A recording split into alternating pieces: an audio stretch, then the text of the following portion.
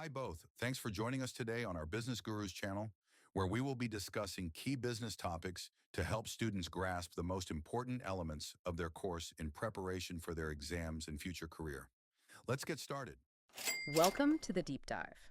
This is where we take complex information, stacks of research, and really boil it down to what matters. Getting straight to the core insights. Exactly. And today we're looking at something that operates often just under the surface but has huge power: pressure groups. hmm A really potent force in modern commerce. We're focusing specifically on how they directly influence companies, their ethics, their environmental policies. It's fascinating, really, that they act as this immediate, sometimes very loud connection between what society starts valuing and what big corporations are actually doing. They definitely force conversations businesses might prefer to, well, sidestep. Absolutely. So our mission today is pretty clear. We want to give you a kind of blueprint.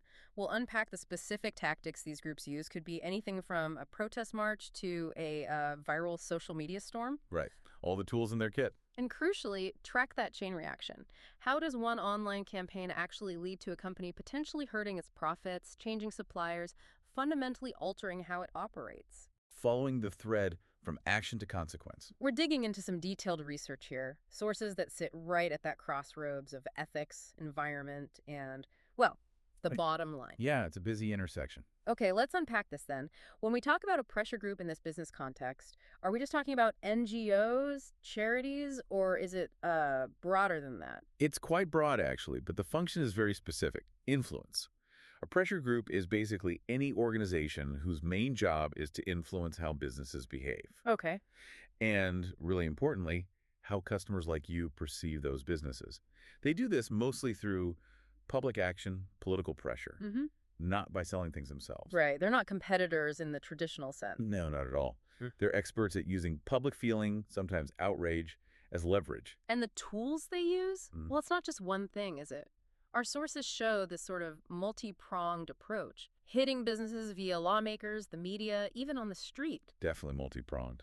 We're talking everything from, old school protests and petitions right up to really sophisticated, targeted social media stuff designed to go viral, break trust. Exactly right. Yeah. The most effective ones, they know they need to hit both the government and public opinion at the same time. A pincer movement almost. Sort of, yeah. And we see 4 specific methods listed, kind of classic approaches that target both the rulemakers and the people buying the products. Okay, let's look at the political side first. How do they try and change the actual laws? Well, first, there's direct contact with lawmakers, writing letters to MPs, members of parliament here in the UK, or, their equivalents elsewhere. A targeted push? Yeah, pushing for specific new rules, specific policy changes that make the unethical stuff illegal, or at least really, really expensive. So using the system, the rule book, to force change. But I imagine that's quite slow. It can be, definitely, Yeah. which is where public opinion comes in more quickly. So, secondly, they write to the press. The media. Pure media influence, shaping the story, framing the narrative around what a company's doing. It takes what might be a private ethical lapse and makes it a very public problem, a PR crisis. And then you've got the boots on the ground stuff, the traditional protests. Are marches still effective now, with everything being so digital? What's the payoff? That's a really good question, and one these groups constantly grapple with, I think. But marches still do a couple of key things. Okay. They show the sheer scale of support or opposition, creates powerful images for the media. You can't easily ignore a big crowd. True, it's very visual. And fourthly, they run broad campaigns. These aren't just one-off stunts, it's the long game. Keeping their issue, their critique of a brand or an industry visible. Maintaining that pressure. Constant pressure, exactly. It's about making sure their message sticks in your mind. And the relevance here for you, listening, is pretty direct, isn't it? Whether it's an MP thinking about a new environmental law or a newspaper running a story, these actions shape the rules companies play by. Mm-hmm. And that ultimately affects the price, the quality, maybe even the availability of things you buy every day. Right. Okay, this is where I think it gets really interesting. Because that term, pressure group, it often makes you think automatically of activists, right? People fighting against big companies. That's the common image, yes. But the sources we looked at show it's actually a much wider field. There's a whole spectrum of influence here. Absolutely. When we talk about pressure on corporations, yeah, we often think of environmental groups first. They're very visible. Like Greenpeace. Greenpeace is the classic example, a huge global organization explicitly challenging businesses, challenging governments, demanding they adopt sustainable practices, which are often more expensive. They really push hard on that environmental front. And what I found fascinating was the rise of these super specific groups, almost niche. Like we saw examples like Plain Stupid. Yeah. Their slogan tells you everything. Stop all airport expansion. That's a very precise target, Yeah. often using quite disruptive methods, I believe. Very direct action, yes. Or another one mentioned, Surfers Against Sewage. Again, the name says it all. Exactly. A clear, localized focus, fighting water pollution, protecting coastlines. So these examples show you can have these global giants like Greenpeace or smaller, really focused groups. But the goal's the same. Drive change through external pressure. So that covers the activist side, usually trying to get companies to change practices, often by restricting them or making them adopt higher standards. But is pressure always about ethics or the environment? Do businesses themselves exert pressure? And that is the crucial other side of the coin. Pressure groups aren't just protesters with placards. Some of the most powerful, well-funded groups exist specifically to pressure governments to be more business-friendly. Okay. So lobbying for less regulation, perhaps? Often, yes. Or for specific types of regulation that favor their industry. Which brings us to an example from the sources. The CBI, the Confederation of British Industry. Tell us about them. What's their role in this ecosystem of pressure? The CBI is really important context. Think of them as a kind of super lobby group for UK businesses.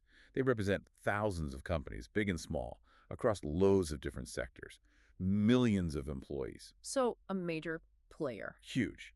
And they advocate, well, relentlessly for policies that help economic growth, boost competitiveness, create what they see as favorable conditions for business. They lobby MPs just as hard as environmental groups do. But presumably for very different outcomes. Often, yes. Their goal might be lower taxes, simpler regulations, things that make it easier or cheaper to do business, which can sometimes be the exact opposite of what an environmental group is demanding. Okay, so this really highlights the tightrope walk for company leaders. You've got, say, Greenpeace pushing for expensive sustainable sourcing. Right, protecting the environment, but potentially hitting profits. And then you might have the CBI pushing for deregulation or policies that boost the bottom line. Which might, inadvertently or not, make less ethical or less green operations more tempting, or at least cheaper. It puts the government in the middle too, doesn't it? Trying to balance these competing demands, environmental protection versus economic growth. Precisely. It forces you, if you're running a business, Right. to recognize that pressure comes from all sides. Pro-regulation, anti-regulation, ethical demands, economic demands, it's constant. Okay, let's get really practical now. Let's drill down into how this change actually happens. How does a hashtag campaign or a protest actually make a huge company shift its strategy? Our source material lays out a pretty clear four-step flow, a kind of mechanism for influence. Yes, it's a useful model. Let's try and apply it. Imagine a big, popular fast food chain. Let's call them, I don't know, Mega Burger. Mega Burger, okay. And let's say Mega Burger uses palm oil in some of its products. And maybe that palm oil is sourced cheaply from areas where rainforests are being cut down. A common scenario, unfortunately. Okay, walk us through the 4 steps. How does a pressure group target Mega Burger? Right. Step 1, initiation. An environmental group launches a campaign. It needs to be visible, maybe a bit confrontational. They could use, say, hard-hitting images on social media showing deforestation, tag celebrities to amplify it, maybe even protest outside Mega Burger restaurants. Creating noise, getting attention. Exactly. The message is simple, direct. Mega Burger's burgers are destroying forests. Okay, stage set. What's step 2? Step 2, the consumer reaction. The campaign works. People see it. Consumers, especially maybe younger or more environmentally aware ones, get this new uncomfortable information about Mega Burger. My burger is linked to that. Precisely. They realize they might be accidentally funding deforestation, and crucially, they start to lose trust in the Mega Burger brand. It's not just disappointment. It's feeling misled, maybe even complicit. And that loss of trust. That feels like the real pivot point here. Once people doubt the ethics of what they're buying, it's more than just bad PR. It becomes a direct threat to the business. Yeah. Which leads straight into step 3, the financial impact. This is where the pressure really bites. It's the lever of power. Absolutely. Loss of trust translates, often very quickly, into falling sales. Hmm. People choose a competitor. Revenue drops.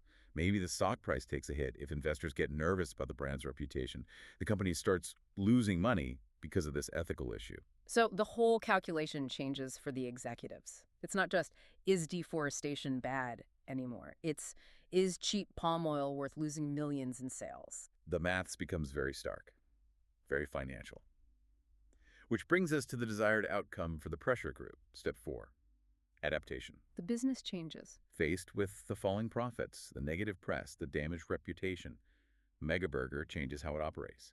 They might issue a big public statement, announce they're switching to certified sustainable palm oil, even if it costs more. Or maybe they reformulate the product to remove palm oil altogether. Because doing the right thing suddenly became cheaper than sticking with the wrong thing. Exactly. The ethical choice became the financially rational choice, thanks to the pressure applied. So if we zoom out, the real power of these pressure groups seems to lie in their ability to weaponize information and public perception. Manipulating consumer trust. To turn ethics from just a nice-to-have or a moral issue into something that directly hits the profit and loss statement. It forces businesses to change, not necessarily out of principle, but because the cost of not changing becomes too high. The status quo becomes unsustainable financially. It really shows that in today's world, reputation isn't just fluff, it's actual capital. Absolutely. If a pressure group can credibly threaten your sales, your brand value, they've effectively gained regulatory power over you, even without any new laws being passed. So let's just quickly recap what we've covered in this deep dive. Pressure groups aren't monolithic. They operate across a whole spectrum. Influencing politicians, influencing the media, influencing you as a consumer. Right. They create this constant tension for businesses. But the core mechanism for forcing change, especially on ethical or environmental grounds, often comes down to that financial impact. The hit to the bottom line driven by consumers losing faith. Which brings us to a really interesting final point. The source material highlights this term, trade-offs. It's key. Trade-offs? How so? Well, think about that CEO again. They're facing pressure from, say, Greenpeace, demanding maybe a 15% increase in spending on expensive, sustainable materials. A big hit to costs. Right. But at the same time, they might be hearing from the CBI or a similar group arguing they must cut costs to stay competitive globally, maybe to win a crucial government contract that demands efficiency. Two completely opposing pressures. Exactly. How does that executive, how does that board weigh those demands? One pushes for costly ethical action. The other pushes for cost cutting, potentially at ethical or environmental expense. But what's the trade-off they make? That tension between profit for shareholders and these broader obligations, that seems to be the constant battleground where pressure groups operate today, forcing these really difficult, sometimes zero-sum choices. It's a relentless push and pull, no easy answers. A final thought then, for you to maybe explore on your own. Think about a large company you know well, maybe one you buy from regularly. What pressures, visible or maybe hidden, do you think are shaping their big decisions right now? Both the ethical kind and the purely business kind. Something to ponder. Thank you for joining us for this deep dive. Thanks to both of you for joining us today. You've been listening to the Business Gurus. Let's now hand it over to you. What further questions do you have based on what we've discussed so far? Leave a comment and we'll get back to you right away. If you haven't already, hit that follow for more business tips.